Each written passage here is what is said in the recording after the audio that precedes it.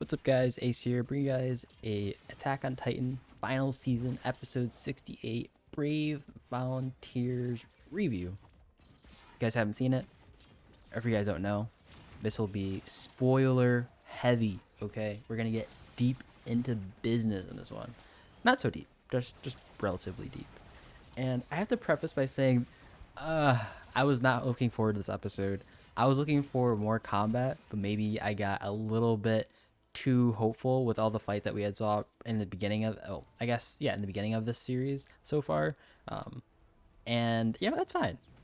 I'll take it. I'll take what I can. Not that I can change it anyway, but it's fine. It's still good. It's still fine. In this episode, essentially, we have more backstory explanation into exactly how the prior episode came to be, how they got this airship, how even, I guess, in the end, Eren got to where he was, and how Zeke got to where he was, that is captured by the Eldians of Paradis on the airship. And it was interesting. There's a lot of interesting little tidbits in this episode that I thought were also comedic and just very funny. I guess those are one and the same thing. Anyways, let's get into the episode. So it first starts off with Eren, and he picks up this huge ship that is I guess you would say Marleyan Eldians. Some of them were Marleyan Eldians. Some were just Marleyans that were just trying to patrol the area, I guess, or at least get to Paradis to, I don't know, for some reason or such. I can't put my tongue on it at the moment, but there's a mixture of Marleyans and Marleyan Eldians on the ship. And they were caught surrounded by Eren and the scouts. And at that moment, we saw that the Marleyan Eldians got out and quickly, I don't know if you call it betrayed them, but they were, I guess, at least in disguise prior to this. And they ended up, giving up the Marleyans that were there, that were also I guess, their teammates on the ship to the scouts. And this was after Niccolo got caught somehow he got caught. Niccolo is the dude that made a bunch of food for Sasha, for those of you who already watched the episode, so I'm explaining this a little better. And I was like, okay, interesting. And it was weird too, because after getting caught, the Marleyan Eldians that were on the ship ended up discussing more to the Paradis Eldians in a little room with Hang and Levi, and that was more so discussion of how, I guess, Marley got to where it is and why it's the way it is. And they discussed why Marley hasn't attacked or went to Paradis sooner, and that was for a few reasons. That was because, one, there's a huge amount of Titans here, and they don't want any of that.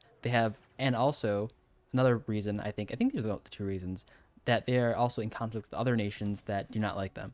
And while they have made huge advances in aerial ships and I guess military combat, it's just not enough to warrant them going to Paradis. So that's why they have so very few ships here. And also the reason why, I guess, Armin had to go all explosive on the harbor there when they were actually in Marley on the episodes prior. So that was that. That was interesting. And that also explains why Armin was in the harbor in the first place and how they sort of knew, I suppose, because they knew Marley had those advanced military ships, or marine force, I suppose. I don't know. Or they had some pretty cool ship stuff going on, and Armin knew he had to take care of it with his huge, menacing Titan form that is the Colossal Titan. They also discussed that in the end, it seemed like some of the Marleyans end up being good guys. We saw this later on, where one of the, I guess, more pronounced Marleyans was Niccolo. Niccolo? Is it Niccolo or Nikolai? I don't know why I want to say Nikolai, but he ended up making a bunch of food for none other than our girl Sasha. Rest in peace. And that was hilarious. That was when they showed Sasha just going ham on the lobster. That struck me a weird way. That was a vibe, because I was so happy for Sasha. She's just having her heart. And I was like, okay, is there any chemistry between Nicola and Sasha now? Is that why Nicola was grieving for her so much? Because it seemed kind of weird for Nicola to grieve for her for only having some lobster. Everyone else was also having lobster. I'm assuming not everyone else hated lobster either. So that was interesting. The fact that she loved, and the funny part too was the way she was going about eating the lobster too. She's just a complete savage, just ripping it open with her hands. And it's I don't know if there's any understanding of how knives and forks work in Paradis, because it seems I guess Nicola was sort of alluding to it, but you're definitely eating like a savage, right? The way that Sasha was. Maybe that's because it's Sasha. You know, she's crazy. She's got the potatoes and stuff. You know, she's all for that food, and that was maybe that was just Sasha.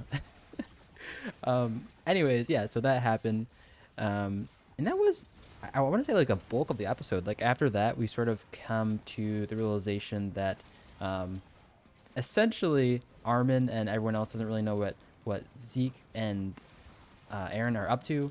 We see that Armin reflects and is like, "Hey, I thought I knew what Eren was up to," and I think, and I was like, "Okay, like why would you think that?" Even from like the start, I don't think like Armin should have ever knew what Eren was up to. Like I feel like Armin was at least like, especially out of like the three of them, the three amigos, that is like Armin, Mikasa, and Eren. I feel like Eren was definitely the furthest away, and I think that's just because Mikasa was always been so tight with Eren, being growing up with Eren, right?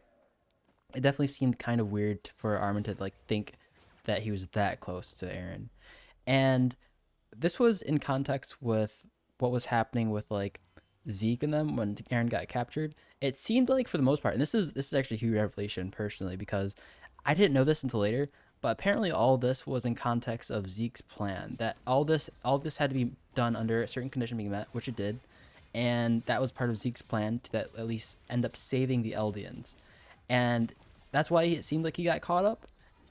He got caught in the first place, which is kind of weird too, because it's like why'd he end up like throwing rocks, and it's also super questionable on to why he ended up going after. Actually, it wasn't that questionable, but like why he was going after um, Levi instead of Eren. Like he had put more priority on killing Levi than Eren, and despite knowing his plan and his condition, he went after Levi. But I think he also knew that because part of this plan was the need for Eren, and he knew that Eren would be alongside with him. And so that was interesting. Like this seems like, for the most part, Zeke is good. Like Zeke is fine. So I don't know. I don't know what to think anymore. Like is Zeke all that bad? Especially if he's like saving the good guys, or at least what we know as good guys, that is the Eldians at Paradis, and even Eldians as a whole, right? Because there's definitely a lot of Eldians on Marley, and so is Zeke actually a good guy? Even though he ended up like throwing a bunch of rocks at the, I guess, Eren and his crew, his flock. I don't know. I don't know if he's a good guy. I don't know if I would consider, like, even despite having good intentions in the end, like killing a bunch of the scouts just in order so you can sort of like sneak your way into the airship, so that way somehow, if he would have not, if this had not been successful, like he would have been able to say like, oh, it was just these Eldians, these devils attacking, right? Like the way he went about it was definitely like curious. Like he's trying to like make a cake and eat it too, or have a cake and eat it too, whatever the saying is. So interesting. Zeke was supposed to get caught, and that was part of his plan. And now this plan seemed to have costed the lives of a few people. I think in the end, that was what was needed in order to sort of bring out the idea that Zeke was not with these scouts. So that was interesting. I don't know how far Zeke's plan goes, because it seems like being caught isn't really part of the plan, at least at the moment. But seeing also how Zeke isn't too frustrated that he got caught, and Levi seems a little lenient on him like being free, especially at the end where he's like letting him go in the forest. I'm super curious what's happening next. I have no clue. I feel like everything's up in the air, because it seems like Zeke wants to speak with Eren, but Eren can't speak with Zeke, and Levi sort of fears that if Zeke and Eren get together, that something else might happen that's probably not good for the crew, but in the end, it's probably good for the Eldians. Um, and I don't know. I feel like Zeke is slowly, or Levi is slowly losing his importance, and that like I mean, he's not losing his importance, right? Because we already know Levi is super strong. Like he could probably, I don't know if he can, like, seeing his display in Marley. Do you guys think he could honestly take out Zeke? I don't know. I think that was Zeke trying to get caught, and Levi just, I don't know. That was questionable, incredibly questionable. Now that I think of it, like maybe Levi isn't as strong. Like, he's pretty crazy, especially when we first saw this whole rock move from the Beast Titan, when they were like on the wall. Like that was pretty crazy, and Levi did go ham. But could have Zeke gotten better? I mean, he's at his end of his age, right? As a Beast Titan, he's only got a few more years. I don't know. I feel like Levi versus Beast Titan would definitely be something that's not going to be able to be seen because I think he's going to be. I think Zeke is going to leave the world, and I don't know how, but eventually he's not going to be able to fight. Like that fight's never going to happen. It's just not going to happen.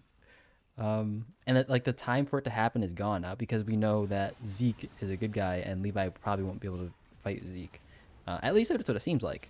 That Zeke is trying to help the Eldians, and we're looking through this through the Eldians view, anyways. So interesting episode. There's a lot to go, a lot to eat on this, no pun intended. But I'm super interested to seeing what's happening with Zeke afterwards because I am so curious why Levi would just let him loose in Paradis like this, especially after like wanting to catch him. Like it's so curious. Like why would you just capture him and not do too much with him, like interrogation wise? Maybe they did enough already. I don't know. And why won't Levi let Zeke and Eren talk? That makes me curious. Anyways, tell me what you guys think in the comments below about this episode. I'd be curious to see what you guys think about it. As always, peace out and deuces.